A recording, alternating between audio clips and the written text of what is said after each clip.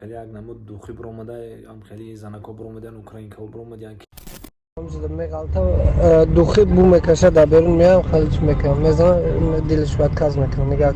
Хоть пробники духов, чего ни в коем случае нельзя делать. У нас такая میغلطه دخی بو میکشه در بیرون میام خلیج میکنم میزنم دلش отказ میکنم نگاه کلی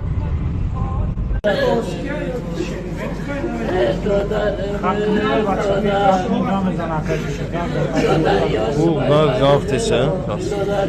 İna Umar abinin ina dedi sozay.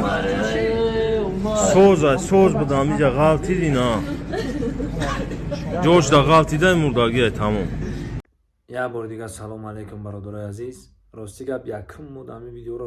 3-4 نفر روی کرد که یکم خیلی یک نمود دوخی برآمده هم خیلی زنکا برآمدن اوکراینکا برآمدن کیمچی برآمدن برای داو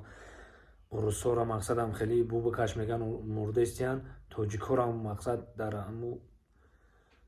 چی میگن مسکوسکی اوبلاست هم خیلی بسیار شده است در ایسترا و دیگر جاها همین یک بار اعلان که دیگر بچه‌ها با خبر باشن همین کارا نکنن بو نکشن. ما گفتم مرا بچه‌ها ما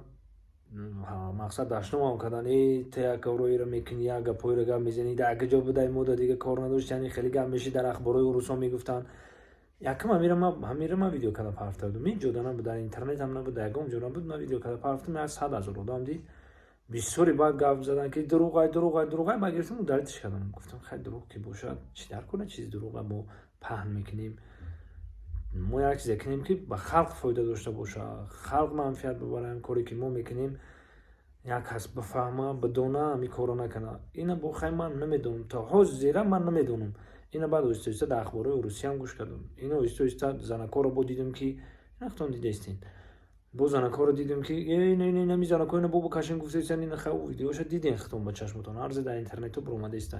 بو این برادرمون بندگی کرده همه حساب میگن خیلی من نمیدونم اینا یک بار دیگه با ما گوش راست کردم میگم برادرای عزیز احتیاط باشین باباها گفتن که ای بالا هزار همین خیلی است ای بالا هزار کردم خیلی جا رو دیدین خطانه دوری بجوین واقعی سربلند و خانوباد باشین در کجای باشین تن ساعت و خانوباد و همه وقت طالبانتون خنده هوایدا باشه هر وقتی که ما میشنویم میگه پارا ما هم در وطن زیق میشیم مخی احتیاط نیمی حیات احتیاط کنین غریبا جوانو احتیاط کنین این وطن شما رو انتظاره